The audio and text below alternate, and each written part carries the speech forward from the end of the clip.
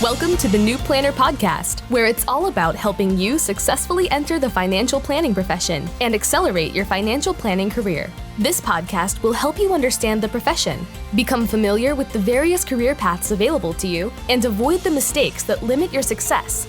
Join your host, Caleb Brown, to explore the human side of creating a successful planning career through interviews, personal experience, and insights from the trenches. Let's get started.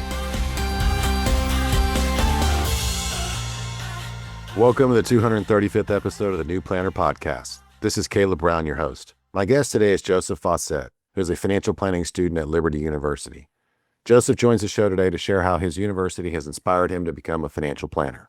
He shares how he found the financial planning major, the courses he has worked through thus far, and how he has gotten involved in the program and developed his leadership skills. He goes on to share about his position in his school's peer financial literacy program and how he anticipates it will help him in his career going forward. Stay tuned to the end to hear what he is seeking from employers and what excites him about the profession. I hope you enjoy this episode with Joseph Faucette. Before we get started, a quick thanks to our sponsor, Dalton Education. Earning the CFP is one of the most powerful ways to launch a career in financial planning. It builds your credibility, boosts your confidence, and shows clients you're ready to make an impact on day one. At Dalton, they believe the CFP earns you a seat at the client table, but what you learn in the education program is what keeps you there. Their CFP FastPass program gets you exam ready in just 6 months through a comprehensive instructor-led course. Stay on track and you'll be on pace to pass the CFP exam in under 9 months, start to finish. And to make it even more accessible, they're offering a $3,000 Career Changer Scholarship or 15% off for listeners of this podcast. Check the show notes for the link and details. Hi, Joseph. Welcome to the New Planner Podcast. Hello, Caleb. Thank you for having me on. It's a pleasure. Absolutely. My pleasure. Thank you for making time for us. I'm excited to talk to you. Because you were the 2024 New Planner Recruiting Tuition Reimbursement Scholarship winner. But you've got an interesting story. And I just want to start with how did you, in your case, how did you learn about financial planning and know that's what you wanted to major in? And then why did you go to Liberty to start your financial planning degree? Absolutely. So to answer both those questions, they're very interrelated. For most of my life, I really didn't know what I wanted to do. I did really well in school, academics wise, always got good grades, made my parents proud, but I just never had really a passion or a leaning one way or another. I think this was from my senior year. I was kind of bouncing around a couple ideas for majors. I first considered engineering because my brother did it and I was good with numbers. But I figured out very quickly that engineering has a lot of science and science was not one of my passions. So I next considered accounting because, again, very similarly, it was systematic. It had to do with numbers. I thought I could do it well. But I felt that I would want to pursue a career that was more relationally focused. And I'm not really sure how I found out about financial planning, but the more I learned about it, the more I felt like this is the career I want to go into. It's the marriage of the technical side of finance as well as the relational side, and where you're working with people, you're helping them, getting to know them. And really, I cared about the relational side first. I didn't have a whole lot of backgrounds in finance, but yeah, I think it's about March my senior year. I was really considering a couple of universities, Cedarville University in Ohio and Liberty University, just because Cedarville. That's what you said. Cedarville. Yes. Yeah. Okay. My family had some connections there. I'd been there. So March, I visited for college for a weekend for Liberty. That's kind of like the little tour. And I really fell in love with it. The area is beautiful. Some say it's a small town, maybe compared to some state colleges, but I love the campus. It is amazing. And providentially, I ran into the financial planning professor at one of the expos they had for the school. And he gave me kind of his pitch for the program. And at that point, I was already kind of leaning towards it, and he just sold me on it. So why financial planning? Well, I knew I could really help people. Like at my core, that's what I wanted to go into. And why Liberty is kind of all happened around the same time, where it was a college that I knew a little bit about the program. I'd heard from the professor, and I thought it'd be a great place to go. And then before we come on the air, you said today was your last day on campus. This is your junior year, right? You completed your That's junior correct. year. Is that okay? So yeah. So just talk to us about the experience. So you showed up on campus and just maybe talk about your first couple financial planning courses. What was it? What you thought it was going to be? Was there any sort of OMG or sort of gotcha moments, or what? How are you feeling when you started in the coursework? Yeah, well, I'm very blessed to have gotten into the program so early. So some of my peers or freshmen or sophomores that get into the program don't get involved in campus or in the program and what it has to offer very quickly. But as I mentioned, because I taught professor, I went to him as soon as I got on the campus and kind of set me straight along the path of like this is what you needed to be successful. But my first kind of exposure to the courses was a personal finance course, my first semester. That was kind of broad overview of everything about personal finances from debt to investing, budgeting, all those important topics. And that kind of whet my appetite into getting into these more complex parts of financial planning. So that's my first semester. My second semester was the first real course. It was the first, we call them concentration courses here. It is called Introduction to Financial Planning. And that's where I have the overview of investments, taxation, estate planning, all of those, everything that would be included in the holistic planning.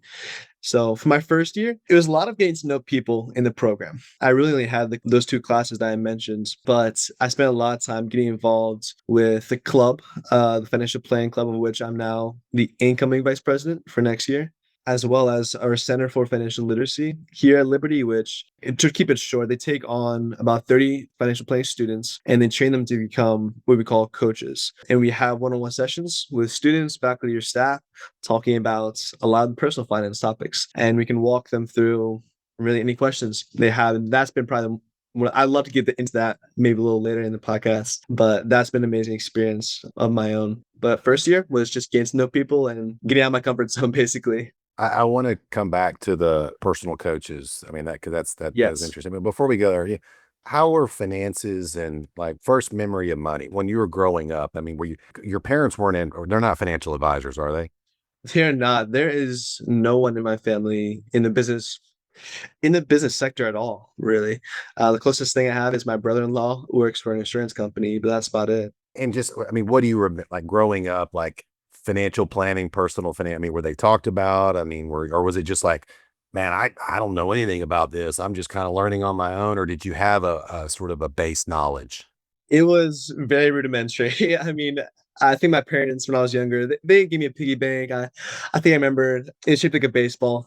Um, but as far as personal finances, no, I didn't learn very much of that. One of my earliest memories was tithing. I mean, we went to church very consistently, and that was always something I was taught to do, and I really value. But there wasn't a whole lot that I felt I learned until I got into college. College was really my first full exposure into the world of personal finance or financial planning for that matter. So they weren't concerned when you came back and you said, "Hey, I want to go this financial planner route." They weren't like, "Oh my God, oh my God, you're gonna be like a salesperson or you're gonna sell it like that." They didn't have an objection. No, I think they're actually really happy because I think they wanted to use my advice sometime in the future. There you go. But no, they were very happy because I think they could tell that I was very excited and very committed to pursuing this degree, and they're very supportive. Let's transition. So back to the financial counseling component. I mean, just talk to us a little bit more about that. I mean, here you are like a junior in college. I mean, you've got some good classes under your belt and you're learning some stuff, but I mean, are you really qualified to be giving advice to other students and faculty members? And some of the schools they'll work with the general public. I don't think you mentioned that, but I mean, just maybe talk us through how did you sort of grapple with that and wrap your arms around that? Yeah, absolutely. That's a great question. So first, I'll make a disclaimer that we can't give advice. So that's why we call it peer financial coaches and not advisors, because obviously there's licenses required and liability. So we never give advice. So we don't say, should be your investment portfolio, or this should be the credit card you purchase. A lot of what we do is more educational. Like I really value trying to walk clients or students through the why behind personal finance. So why is it important to invest? Why should we save or budget? Or why is debt bad in some circumstances, but good in some other circumstances? So personally, I try to do a lot of the educational part. And I think from that, then you build onto the practical side. But to give you a little brief overview of what we do. So the Center for Financial Literacy, it's under the School of Business at Liberty. And we have about 4 or 5 admin members, and then about 30 of us coaches who are in school. And to answer your question about being qualified, well, to start, It is a sharp learning curve, I will say. Going from never really having to lead any conversations or present anything or really educate any topics to now doing that on a very consistent basis, it took a while. As I said, I really didn't come from much of a background in personal finance, and I knew some of my peers did, and that was great for them. I'm sure it helped them, but it just meant that I had to go through a little more of those struggles of really getting down to, all right, if I'm gonna be teaching this, like I need to know it myself and know it really well. I think some of that came with time. Some of it just came with doing those meetings or sessions over time. And I would say myself where I'm at as of May right now versus all the way back in August, very different. The way I would lead meetings, the way I could explain concepts, much clearer, much more natural. So yeah, that's a little bit about what we do. Your confidence is you're grown, right? I mean, just like anything else, you practice it. And how Yes, many absolutely. meetings are the sessions or whatever you call them? How long have you done the program and how many sessions do you think you've had as a coach? Yeah. So we started in August, the very beginning of the school year. There's some slow seasons, I think, in the fall, but to give you perspective, the last about 6 weeks from today, so probably last month and a half of school that I probably had about 15 to 20 within that time frame. For the entire year, it might have been around 35, maybe. So again, there's the hot season was definitely towards the end of the school year where I was getting much more returner clients. So like I would have them book another session and we could continue building off the progress they had made. But my goal for next year is to aim for about 2 or 3 a week. This is a walk-in clinic. You're not out there marketing and trying to get these people, right? It's just like if someone shows up, there's a need, you meet the need. Is that the way it works? So a little bit. So we do some marketing. Myself personally, I don't do the marketing. We have a graduate student assistant, GSA, who is there for marketing for the CFL. So the way, like if you're a client, you would book a session through our booking link, and then we would meet, a week or two in the future whenever you had booked it for. So we don't do any walk-ins, and it's not. I don't have like set hours. I have hours of availability. So if someone did book, then I'd come in and we can meet. And maybe just give us, especially for maybe other students or aspiring, even career changers that are just about to go into this field or just starting. I mean, what can you share with like the first session that you had? Like somebody you don't know. They're just another student at Liberty, or it could be a faculty member or staff member. They're revealing all this stuff. And usually there's some concerns, some problems or something. They're coming in to get something fixed. Most people have never had that before, like people revealing a lot of financial confidential data or, emotional things. I mean, just talk us through like how you handled that and at such a young age. Yeah, now that you're asking that question, it kind of reminds me back to when I was younger, especially in middle school or high school, where personally, I really value deep conversations, like honest, open conversations. I wasn't one for much small talk. I didn't find that super fulfilling, but I really did enjoy, yeah, asking people about their lives, what was going on. And, if someone was struggling, then I would do my best to offer some encouragement or try to help them wherever they were. So maybe that's where it started, where I felt a little more comfortable having those revealing conversations, or vulnerable. That's a great word, vulnerable conversations with people. But as of now, yeah, that first meeting, most of it is trying to get to know the client.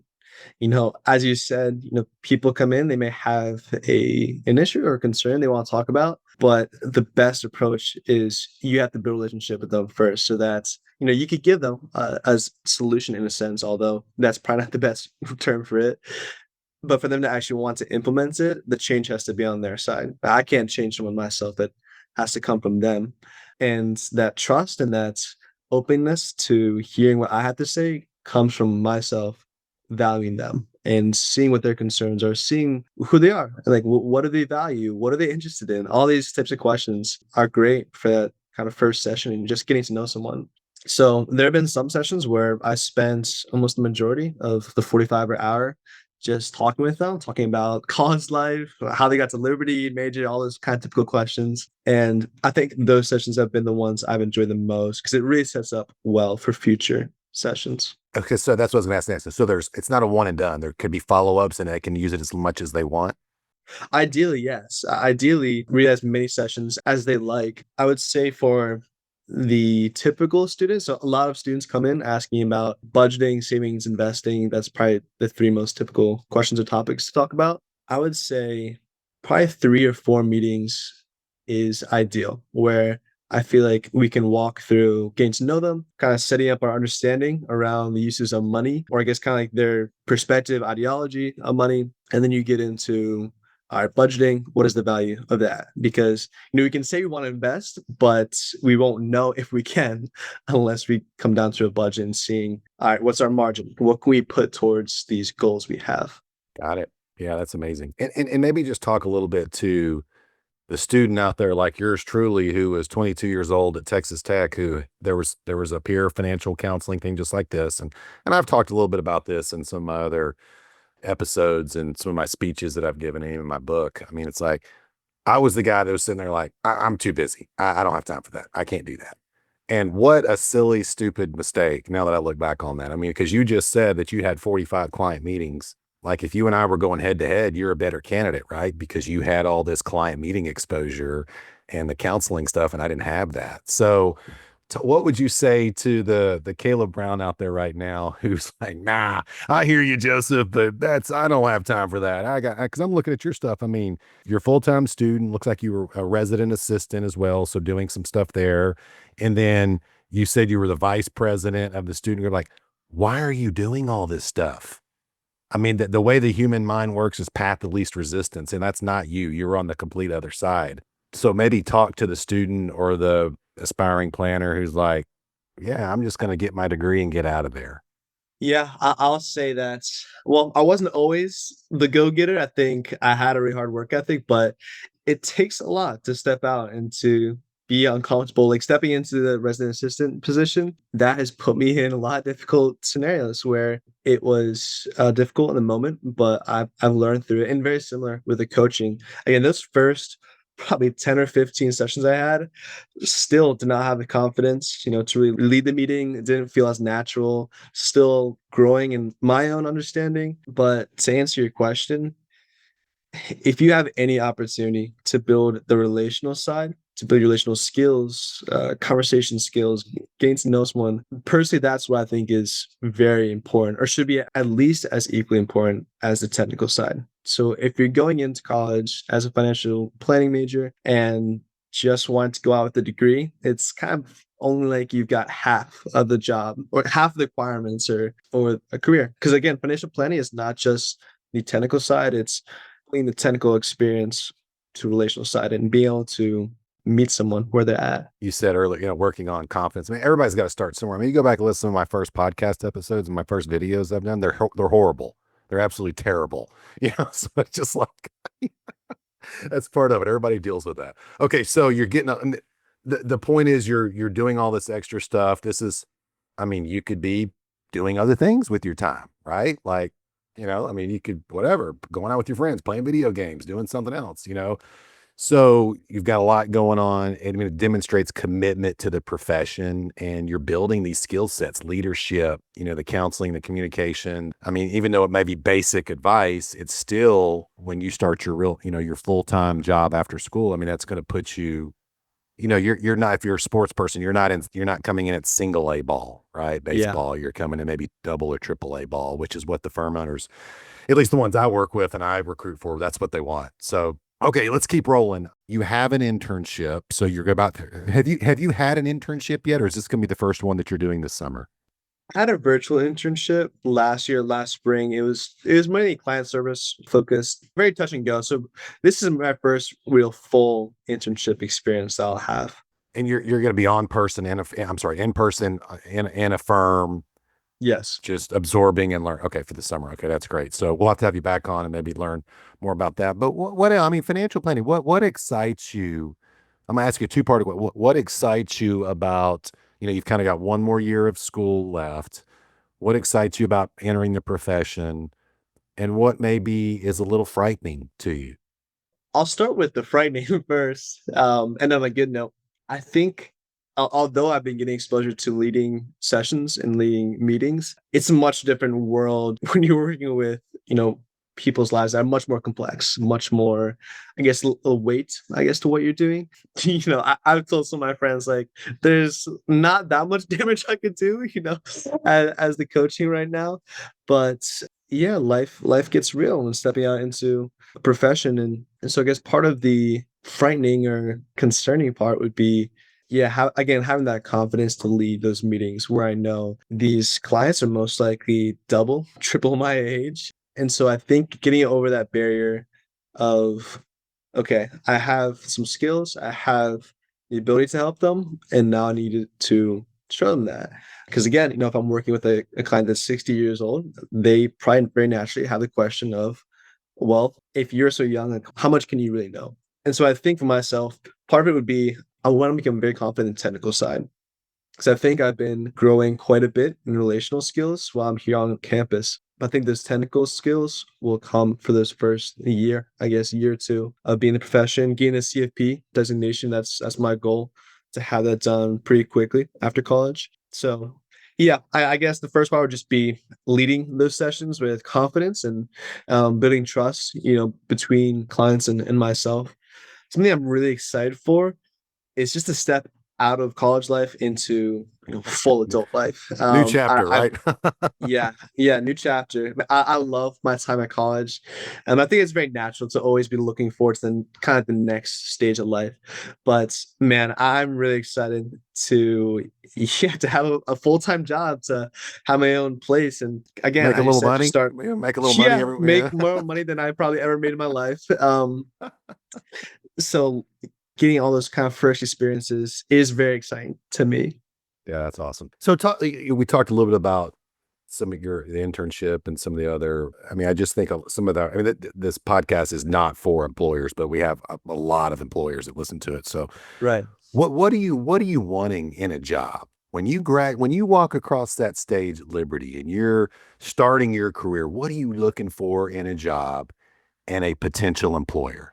I would say first, I think I would really thrive in a team environments rather than kind of solo practice or only a couple advisors present. As I've been able to have interviews for either internships or just a general connection with firms and employers, that's my kind of realization, is that I would really love to be on a team dynamic. My goal eventually would become a partner or director, some sort of manager over the advisors, get much more like that relational focus or working with the other advisors in the firm. Some other things about a firm, like I really value a work-life balance. So I'm one that, I will put my absolute all during those hours that I've committed to during the week. But, the weekends are the weekends. And, I really value that for family time. We're spending that to kind of rest up so that I can go into the next week, well prepared and able to do excellent work. So again, work-life balance, that's kind of cliche, but I really do value that as well. And I want to be in a firm that's growing. Like as I've talked to a lot of people, I kind of see the difference in where some firms are set in their ways and are content with their business model, their practice. But the ones that excite me, they're the ones they're adding on more interns or new employees, seeking new areas to grow. Adding clients. Yeah, adding clients. Yeah, oh, that's another thing. As you said, I'm not honestly not a salesperson, so I prefer to be able to work under an advisor and hopefully build my book of business there or have clients from them. And the last thing I'll say is I love to see a firm that is invested in the community in general. There's been a few that I've talked with where they've sent some advisors to elementary schools or to other exhibits or expos. Fabulous. Just to be involved and to have an influence. Because again, financial planning or financial advice is not just for those over, 500K. That's not the threshold. Everyone deals with money, and so everyone can have value from these principles. So personally, in my own life, that's something I look forward to, and be able to take the profession into more of a community service side or some sort of pro bono work, whatever that may look like. But I love to see that in a firm that already values that, already is initiating those types of endeavors. And you said one of the first things was I'm looking for a team, and I took that to mean like not a sole practitioner. So if like That's the correct. perfect opportunity was there and it was one advisor, you probably wouldn't be interested in. Is that what we heard? Most likely. Yeah, I would say right now don't have that entrepreneurial spirit. Maybe down the line, I'll put up my own practice. But for now, I really love being surrounded by numerous people and learning from all their experiences. Although, again, like in the solo practitioner, high risk, high reward. There's a lot of upside potentially to running your own practice, and that's something I have considered. I'm sorry, I meant like joining an established sole practitioner, working underneath that person is like an associate versus Yes. a bigger Yes, that's firm. correct. Yeah. Yeah. Okay. All right. I'm with you. Well, okay. Thanks for sharing that. This has been awesome, Joseph. I mean, you just got a good energy and a lot to offer somebody, and I know you're going to do really well, and that's why we were Thank you. just ecstatic to in the committee and I to award you the scholarship. Well, anything else that you'd like to leave maybe for your peers or other aspiring planners or even firm owners that might be listening? I'll start with peers. As I said, I wasn't always the go-getter. I really, in high school, I stayed in my comfort zone. I took the path of least resistance. But now in college, I've kind of recognized that, there's so much opportunity available. I mean, I'm not just saying, like, I feel extremely blessed. Again, at Liberty, I've given you numerous examples of opportunities I've had, but in life in general, there's always ways to improve yourself, to seek excellence, get out of your comfort zone. And that's where you'll see real reward is when you're challenged and you fail and then you grow and then you learn. So for the peers, again, I think having in the college life, having those friends and other experiences are great. Like I really do buy that. I love playing volleyball. That's like one of my favorite things to do. Yeah, Liberty. But just balance that with also the limited opportunities you have during this time. The 20s are, I mean, I think there's studies about like how important that the 20s age range is for your development. You fully mature. I think it's like your brain fully matures during your 20s. It kind of sets the tone, I think, honestly for the rest of your life in a lot of ways. So just to keep it short, get out of your comfort zone, seek ways to keep growing. I think that's such an important mindset to keep for the rest of your life. And I guess for firm owners, I think taking on interns is great. I think being able to invest in the next generation is so important because firm owners have so much experience, so much knowledge that if they would only let us just watch and just see what they do, man, that's such an invaluable experience. So I think if I was a firm owner, that I would really prioritize finding the next generation to pour into and to pass on the knowledge. Well said. Joseph, thanks for coming on the show. Thank you so much, Caleb. It's an honor.